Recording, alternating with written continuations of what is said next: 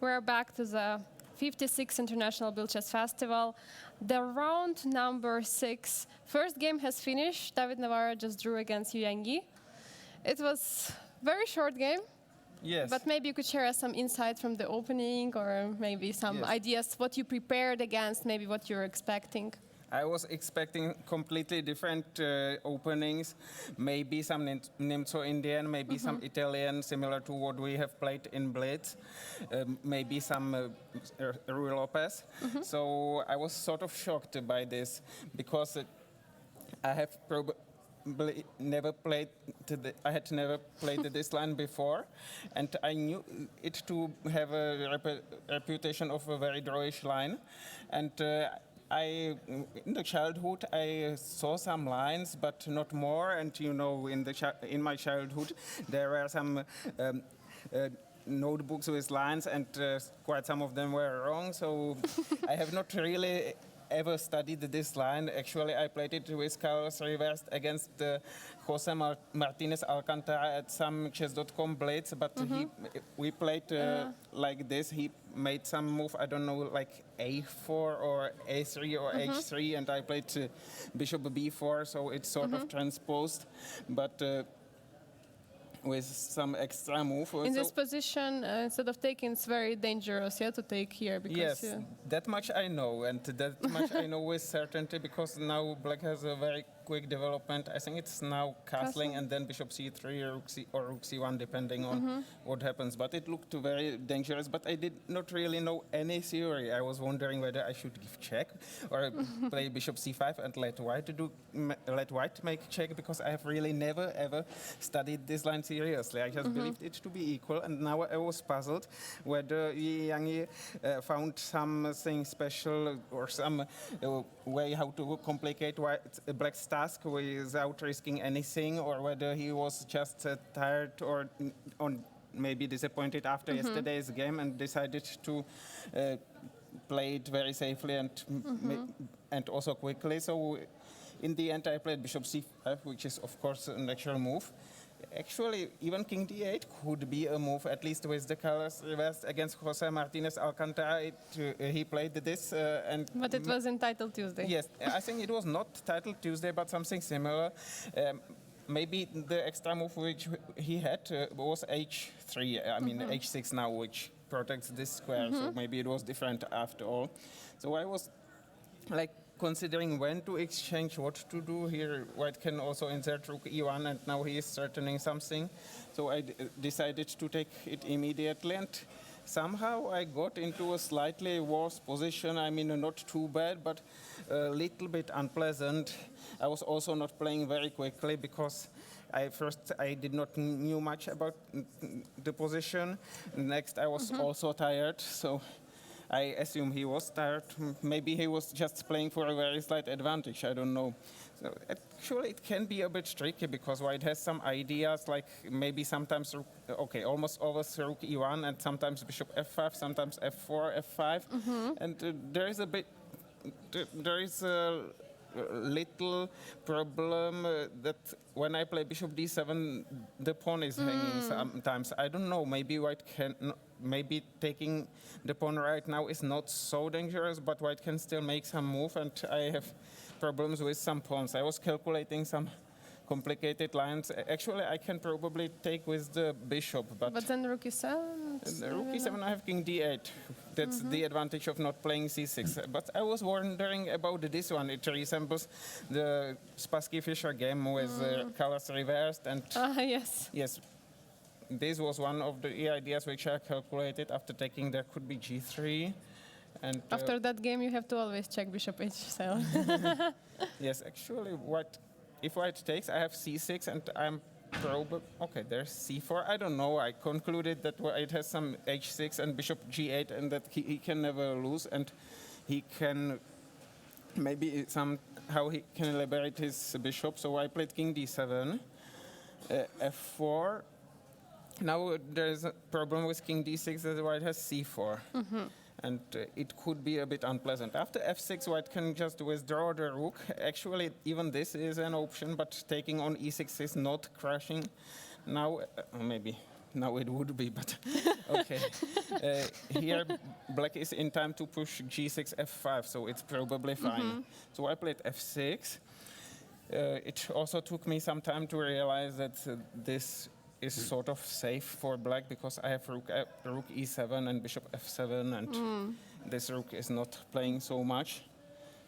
Because after g6 it could be unpleasant. This pawn is hard to protect and the rook is hard to activate because after rook e7 there is bishop takes g6, and after this there could be taking and f5. I mean, it's probably not much, but quite unpleasant. So rook e3, g6. I had to calculate f5, and now black can either go back, which should be fine, or take, which should also be fine. But this is risky because of rook takes e6, or even some other moves are unpleasant. So this should be fine because taking with the bishop. Because okay, I will try to click just once. I tried to calculate this and game a bit and concluded that black can just advance his queenside pawns somehow and should not be in much danger. I mean, I might sometimes lose this pawn, but I have some extra tempo here and I just need to be careful not to play some h5 and not to lose this pawn because then g4 would follow. Actually, there was even quite a funny idea. I don't know, perhaps c5 is a reasonable move, but there was even such a funny idea. Let's start with king e6. And now c5 looks reasonable because after b4 I can sometimes even exchange and push d4, and I have quite some counterplay here. But this is a funny idea, maybe with some pawn moves there. I have no idea what is going to happen now when white plays king e3. Okay, this is maybe better not to. It's maybe better not to move this pawn because I want to start my counterplay here after white plays king e3, king d3, c4. But the problem is that once I go with my king somewhere, this big pawn might become weak. So maybe it's not a good idea to play like this. But I mean, black has plenty of ideas here. This c5 should mostly be reasonable, and bishop f7 should be safe, just very slightly worse maybe, but I can also take with the pawn. I mean, okay, it doesn't matter how do I take it now, probably. If you take with the king, then you hold the c4, yes? When? Sorry? So if you take with the bishop, there is possible c4? I think now it's not such a big problem when my pawns are not fixed. But in the game, it could be a problem at some point. So g4 sort of surprised me, but this is not so great either because I can also push f5 or maybe even h5 first, and because if I push h5, f5 and put my king on f6 if needed just to prevent white's king penetrating to g5, I should be fine because my bishop protects everything and the position is closed. If we exchange rooks, it will be a fortress. And okay, so g4 followed. There could be some problems. So if white succeeded in playing some h4, f5 or rook h3, so I exchanged the rooks and played h5. Now after rook h3, I can play even g5 or even h4, and then g5 should probably be fine. There are many options. g5 looks sound. I just need to be careful not to lose my pawn on g5. So g5 followed, and this is basically a drawish position. I can already now play rook e8, but I decided to wait. Actually, black can even play on, but there is no point. I mean, if my opponent were rated 2,300, I would have tried to play on. Probably there would have been draw anyway, but because 2,300 are strong players, but from time to time I win such positions because I'm trying hard, and from time to time I even lose them. So after rook e5, I decided that it was not worth like moving pawns here and then having to calculate bishop takes f5 on almost every move. So I played rook e8. Now it just doesn't work because black exchanges. No, okay.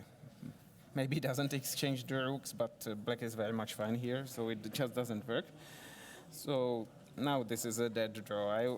Actually, there were more funny ways how to make draw, like this one. And now the bishop moves anywhere, basically. Yeah. Okay, let's see here. Yeah. Maybe not anywhere, because if it were here, maybe there could be some sacrifice. But okay, on this diagonal, it's safe. Yeah, it was a draw. So, David, so far, I mean, we still, of course, have tomorrow's round. But so far, what is your favorite game in the tournament of yours? It depends, because there were different criteria. I mean, in terms of quality, my victory over Amin Bassem in classical chess is good.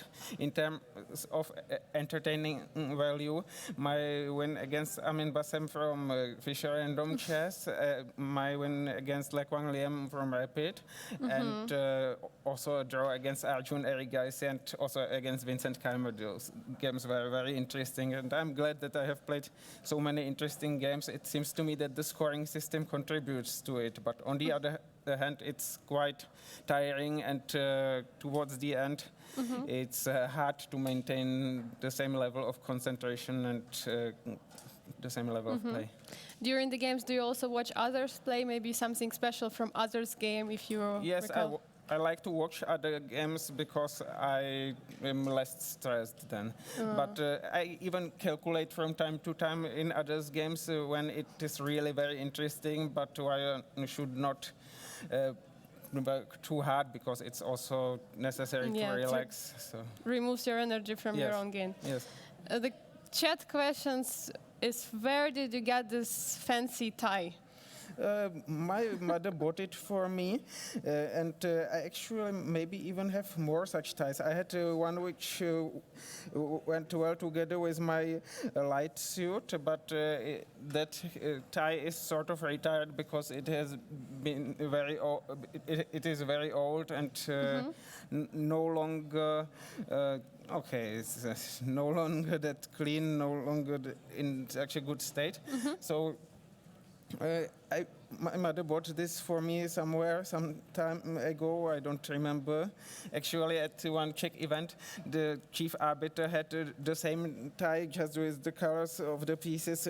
No, there are no pieces. Yes, with the colors of the pieces reversed, and with the colors reversed here. Wow. So, do you have some chess clothes which you like to wear? Or? I have chess socks now. I don't know if you I can have see. 2 pairs of chess socks here. Can you move camera? Okay, maybe like this. From the side, I should show. It's not so easy. Yeah, it's not so easy. Yeah. It's a bit of sport as well. But when you do have to do anti-cheating, you have to remove the socks. Yeah?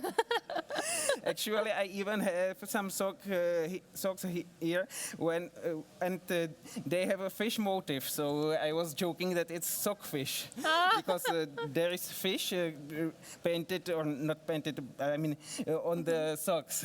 Yes, so it was sockfish. Okay, David. So you're not going to join us to discuss some games, or I will, but just for maybe 5 or 10 minutes, because I also need to take rest. Okay, so thank you so much for sharing insights for the game. So we're going to see you in the commentary. You are welcome, and thank you for your attention.